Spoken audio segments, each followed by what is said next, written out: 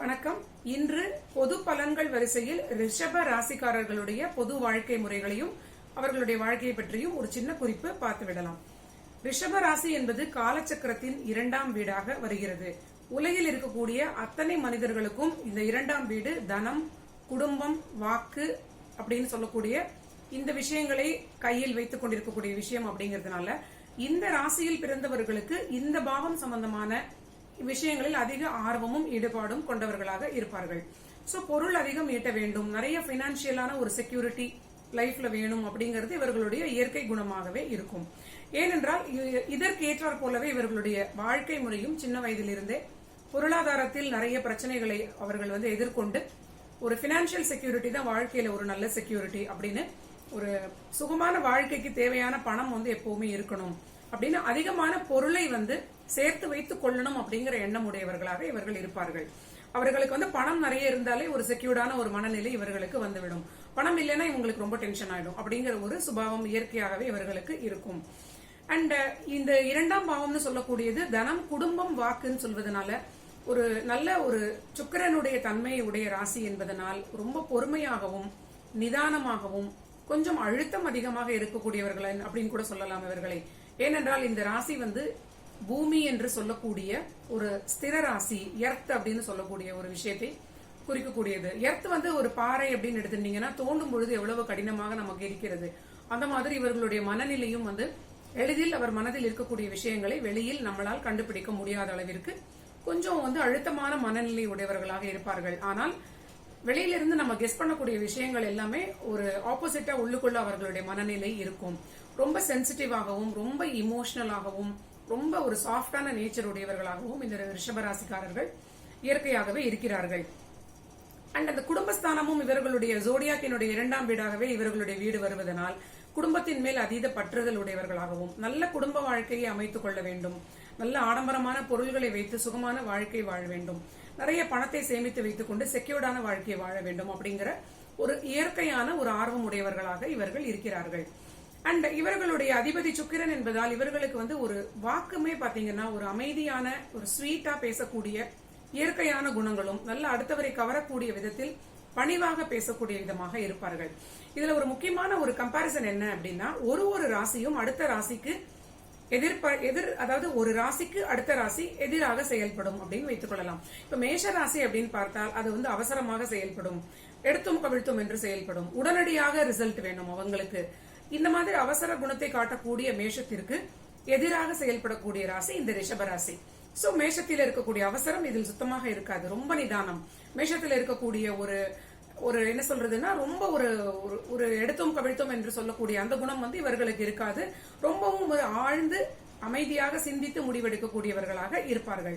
மேஷம் அடிக்க நிறைய உணர்ச்சி வசப்படக்கூடியவர்கள். இவர்கள் எந்த உணர்ச்சிகளையும் உடனடியாக வெளிக்காட்டாமல் ஒரு பூமியை போல தாங்கிக் கொண்டு சரியான சந்தர்ப்பம் வரும்பொழுது மட்டுமே அதை வெளிக்காட்டக்கூடிய அமைப்பில் இருக்கக்கூடியவர்களாக அந்த நாள் வரும் வரைக்கும் அவர்களுடைய மனதிற்குள்ளேயே அவர்களுடைய இமோஷன்களை எல்லாம் வைத்து மேனேஜ் பண்ணக்கூடிய ஸ்ட்ராங்கான மனநிலை உடையவர்களாக இருப்பார்கள்.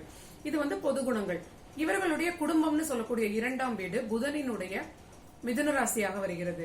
இந்த 2ஆம் வீடுன்னு சொல்லக்கூடிய புதனும் இவர்களுடைய 5ஆம் வீட்டிற்குடையவராக அந்த புதன் வருவதனால் இவர்களுக்கு பூர்வ புண்ணியாதிபதியும் 2ஆம் அதிபதியுமே புதனாக வருவதனால் நல்ல குடும்ப வாழ்க்கை இயற்கையாகவே அமைந்து விடுகிறது. ஒரு படித்த ஒரு நல்ல வாழ்க்கை துணை, கணவனோ மனைவியோ இவர்களுக்கு ஒரு சுகமான குடும்ப வாழ்க்கை இயற்கையாகவே ஒரு பூர்வ புண்ணியம் அதிகமாக இருப்பதனால் அமைந்து விடுகிறது. இயற்கையாக ஒரு சராசரியாக ஒரு 70% இவர்களுக்கு இந்த மாதிரியான வாழ்க்கை அமைந்து விடுகிறது. 3ஆம் வீடுன்னு எடுத்துட்டீங்கன்னா 3ஆம் வீடு கடகம்னு சொல்லக்கூடிய சந்திரனின் ஆதிக்கத்திற்கு உட்பட்ட வீடு. இவர்களுக்கு கடக சந்திரன் பாதி நாள் வளர்பிறையாகவும் பாதி நாள் தேய்பிறையாகவும் அந்த மாதிரியான ஒரு அமைப்பில் இருப்பதனால் இவர்களுடைய சந்திரன் 3ஆம் அதிபதியாகிய தைரிய ஸ்தானாதிபதியாகிய முயற்சி ஸ்தானாதிபதியாகிய சந்திரன் இவர்களுடைய ரிஷபத்திலேயே உச்சமடைகிறார்.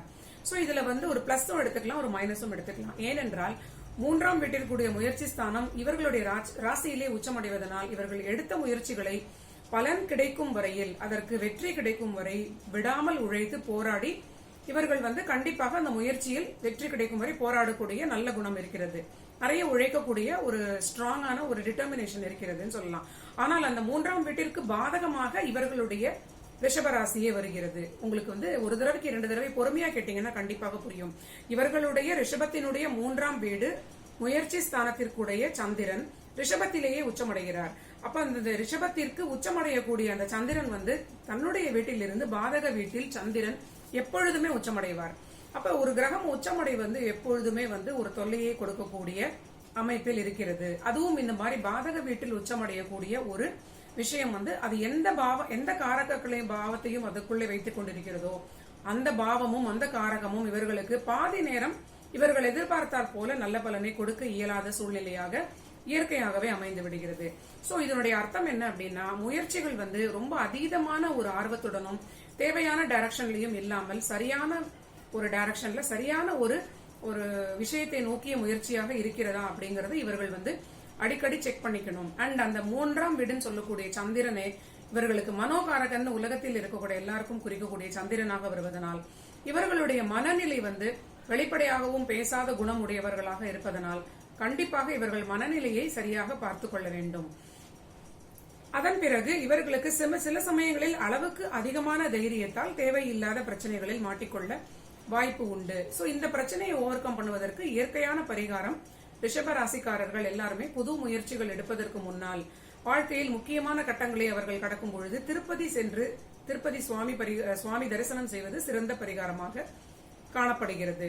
சந்திரனுக்குடைய ஸ்தலம் திருப்பதி உலகத்தில் எல்லாருக்குமே தேவையான விஷயம். இவர்களுக்கு புதிய முயற்சி எடுக்கும் பொழுது, அதாவது ஒரு மேற்படிப்பு படிக்கிறார்கள், இல்ல திருமணம் செய்ய போகிறார்கள், புது வீடு கட்ட போகிறார்கள், இந்த மாதிரியான புது முயற்சிகள் எதுவுமே அவங்க செய்யும் பொழுது அடிக்கடி திருப்பதியில் சென்று சுவாமி தரிசனம் செய்வது அந்த முயற்சிகளை நல்ல விதமான விஷயத்தில் அவர்களுக்கு ஒரு சக்சஸை அடைவதற்கு உதவியாக இருக்கும்.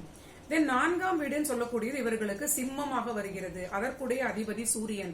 சூரியன் உலகத்திலேயே நம்பர் 1 பிளானட் அப்படிங்கறதுனால இவர்களுடைய 4ஆம் வீடு மாத்ருஸ்தானமாக வருவதனால் இவர்களுடைய தாயார் இயற்கையிலேயே கொஞ்சம் ஒரு டாமினேட்டிங் கேரக்டராகவும் அவர்கள் தான் முன்னின்று எல்லாரையும் கண்ட்ரோல் பண்ணக்கூடிய குணங்கள் உடையவராகவும் இயற்கையாகவே அமைந்து விடுகிறார். இவர்களுக்கு பொதுவாக அந்த தாயாருடைய குணங்கள் பிற்காலத்திலே ஒரு பெரிய ஒரு எரிச்சலையும் இரிட்டேஷனையும் உண்டு பண்ணுகிறது. ஆரம்ப காலத்தில் இவர்களுக்கு அது தெரியவில்லை என்றாலும் தாயாரினுடைய ஆதிக்கம் ரொம்ப அதிகமாக இருக்கிறது அப்படிங்கிற எண்ணம் ரிஷபராசிக்காரர்களுக்கு ஒரு பிற்கால வாழ்க்கையில் அதிகமான அந்த எண்ணத்தை கொடுக்கிறது அவர்களுக்கு. தென் 5ஆம் வீடுன்னு சொல்லக்கூடிய வீடு இவர்களுக்கு கன்னி என்று சொல்லக்கூடிய வீடு. அது புதனின் ஆதிக்கத்தில் இருப்பதனால் இவர்களுக்கு புத்தி கூர்மை ரொம்ப அற்புதமாக இருக்கும். ஏன்னா கன்னிக்குடைய புதன் அங்க உச்சமடையக்கூடிய புதன் தன்னுடைய வீட்டில் தானே உச்சமடைகிறார். சோ இவர்களுடைய 5ஆம் வீடு புதனின் உச்ச வீடாக வருவதனால் அற்புதமான ஒரு சாணக்கியத்தனமான தந்திரம் உள்ள நல்ல கிளவரான மைண்ட் செட் இவர்களுக்கு இருக்கும். ஆனாலும் பார்த்தீங்கன்னா அந்த புதன் அப்படின்னு சொல்லக்கூடியது 5ஆம் வீடு புத்திரஸ்தானமாகவும் வருவதனால் அந்த புதன் அலி கிரகம் அப்படிங்கிற ஒரு தன்மையை உடைய கிரகம் என்று குறிப்பிடப்படுவதனால் இவர்கள் திருமணமான உடனேயே குழந்தை பாக்கியத்திற்கு தடை எதுவும் இல்லாமல் உடனடியாக குழந்தை பெற்றுக்கொள்ள முயற்சி செய்ய வேண்டும்.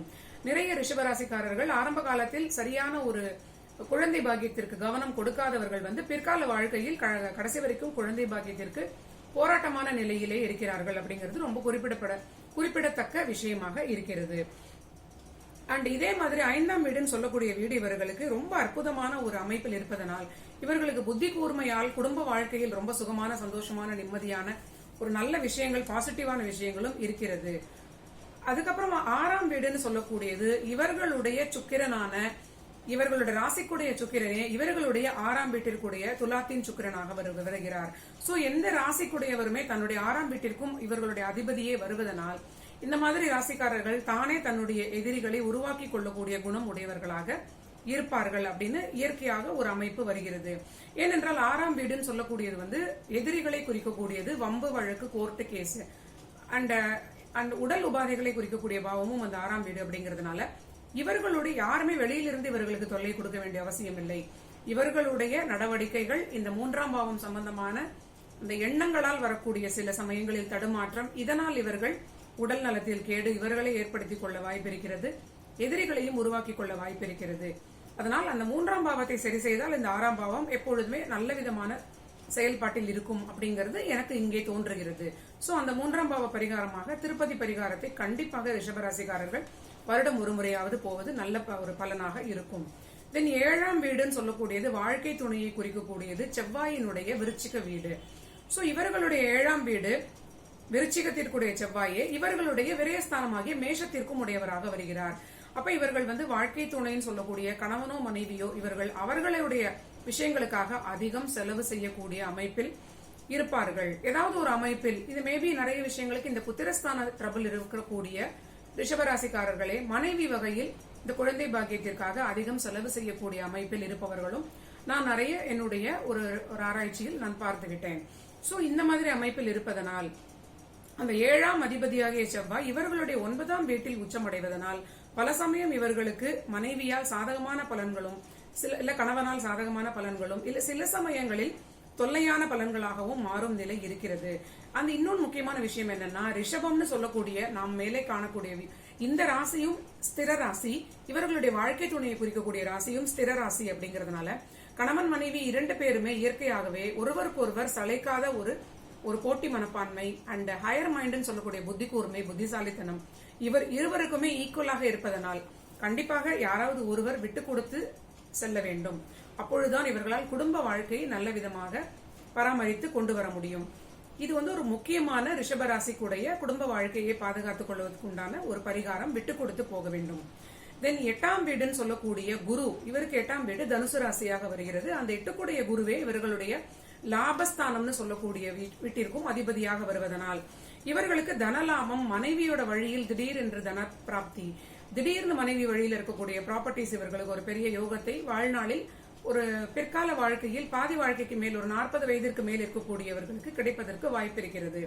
அண்ட் வசதி வாய்ப்புகளுக்கு எல்லாம் எந்த குறையும் இல்லை அப்படிங்கறதுனால இவர்களுக்கு 8ஆம் வீடு நல்ல லாபத்தை கொடுக்கக்கூடிய லாபாதிபதியாகவும் செயல்படுகிறார். தென் 9ஆம் வீடு அப்படின்னு எடுத்துட்டீங்கன்னா ரிஷப ராசிக்காரர்களுக்கு பாக்ய வீடுன்னு சொல்லக்கூடியது மகரம். மகரத்தினுடைய சனி பாக்யாதிபதி அண்ட் ஆல்சோ அவரே பாதகாதிபதி.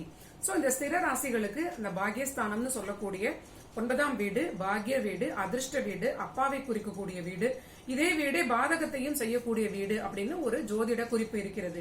ஒரு பாதக வீடு அப்படின்னா இயற்கையாகவே அது எப்படி பாதகத்தை செய்யும் அப்படின்னா தன்னறியாமலே அவர்களுக்கு சில சமயங்கள் அந்த 9ஆம் பாவம்னு சொல்லக்கூடிய அதிர்ஷ்டம் இவர்கள் நம்பி காத்திருக்கும் பொழுது உதவாமல் போகலாம். அண்ட் 9ஆம் வீடு அப்பாவை குறிக்கக்கூடிய வீடாகவும் வருவதனால் அப்பாவினால் இவர்களுக்கு சில சமயங்களில் முக்கியமான விஷயங்களில் அப்பாவினுடைய கோஆபரேஷன் அண்ட் ஒரு சப்போர்ட் இல்லாத ஒரு நிலையையும் ஏற்படுத்தலாம். இதுதான் பாக்யாதிபதியே பாதகாதிபதியாக வேலை செய்யும் நிலை அப்படின்னு எடுத்துக்கொள்ளலாம். தென் 10ஆம் வீடுன்னு சொல்லக்கூடிய சுய தொழில் அண்ட் பிசினஸை குறிக்கக்கூடிய விதத்தில் இந்த ரிஷபராசிக்காரர்களுக்கு அவருக்கு 10ஆம் வீடும் அவர்களுக்கு சனியினுடைய ஆதிக்கத்திற்கு வருகிறது. சோ 10ஆம் வீட்டு சனியே அவர்களுக்கு 9ஆம் வீட்டிற்கும் வருகிறார். சோ 10ற்கு விரையாதிபதியும் சனியாகவே வருகிறார். அப்படிங்கறதுனால சுய தொழில் செய்யக்கூடிய ரிஷபராசிக்காரர்கள் எப்பொழுதுமே சுய தொழிலில் ரொம்ப கவனமாக இருக்க வேண்டும். என்னால் அவர்களுடைய தொழிலில் வந்து மறைமுகமான எதிரிகள் அதிகமாக இருப்பார்கள். அவர்கள் தினசரி ஒரு பழகக்கூடிய வாழ்க்கை முறையில் இருக்கக்கூடிய நட்பு வட்டத்திலேயே இவர்களுக்கு அதிகமாக ஒரு எதிரித்தன்மை உடைய குணங்கள், இவர்கள் மேல் ஜலசாக இருக்கக்கூடிய பொறாமைப்படக்கூடியவர்கள் கலந்து இருப்பார்கள். அப்படிங்கறதுனால எப்பவுமே கொஞ்சம் கவனமாக தொழில் செய்யும் இடத்தில் இவர்கள் அவருடைய கிளையன்ஸோ இவங்களுடைய ஒரு எல்லாருடையுமே சரியான விதத்தில் ஒரு ஆராய்ந்து பழகும் தன்மையை இவர்கள் கொள்ள வேண்டும். தென் லாபஸ்தானம்னு சொல்லக்கூடிய குரு வந்து இவர்களுக்கு மீன வீடாக வருகிறது. சோ மீன வீட்டுக்குடைய குரு லாபஸ்தானம் அந்த வீடே பாத்தீங்கன்னா நீர் ராசின்னு சொல்லக்கூடிய ஒரு வாட்டர் சைனாக இருப்பதனால் இவர்களுக்கு லாபம் எப்படி வரும் அப்படின்னா கடல் கடந்து ஒரு பிரயாணம் செய்து செய்யக்கூடிய ஒரு நல்ல வேலை வாய்ப்பை இவர்கள் ஏற்றுக்கொண்டு அதன் மூலமாக நல்ல லாபத்தை சம்பாதிக்கக்கூடிய வாய்ப்பு இந்த ராசிக்காரர்களுக்கு அதிகமாக இருக்கிறது. இந்த லாஸ்ட் ஒன் விரய வீடு அப்படின்னு பாத்தீங்கன்னா விரையாதிபதி வந்து மேஷ ராசியாக வருகிறது. அதற்குடைய அதிபதி செவ்வாயாக வருகிறார். சோ இந்த மேஷ செவ்வாய் வந்து 7ஆம் வீட்டிற்கும் உடையவர், வாழ்க்கை துணையையும் குறிக்கிறார். அப்படிங்கறதுனால வாழ்க்கை துணை வகையிலும் இவர்களுக்கு நண்பர்கள் வகையிலுமே அடிக்கடி நிறைய விரயங்களை ஏற்படுத்தக்கூடிய அமைப்பாக இயற்கையாகவே இருக்கிறது. சோ இதனால நீங்க வந்து என்ன பண்ணணும்னா உங்களுடைய வாழ்க்கை துணை மட்டும் இல்லாமல் இந்த 7ஆம் வீடுன்னு சொல்லக்கூடிய வீடு வந்து நம்மளுடைய எதிரில் இருக்கக்கூடிய அத்தனை பேருமே நம்மளுடைய 7ஆம் பாவத்தை குறிக்கக்கூடியவர்களாக இருப்பார்கள்.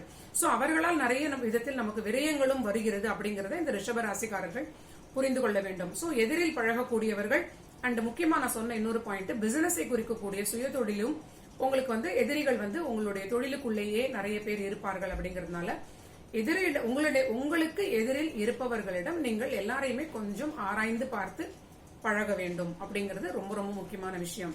சோ மொத்தமாகவே நீங்க ஒரே ஒரு பாவத்திற்கு உண்டான ஒரு பரிகாரமாக திருப்பதி சென்று பெருமாள் தரிசனம் செய்வது வருடம் ஒரு முறை நல்ல பழக்கமாக வைத்துக் கொண்டால் அந்த ஒரு சரியான தைரியம், சரியான முயற்சி அப்படிங்கிறது உங்களுடைய எல்லா பாவங்களுக்குமே ஒரு சக்சஸ்ஃபுல்லான நல்ல ரிசல்ட்டை கொடுக்கும் அப்படின்னு சொல்வது என்னுடைய தனிப்பட்ட கருத்தாக இங்கு நான் பதிவு செய்து கொள்கிறேன்.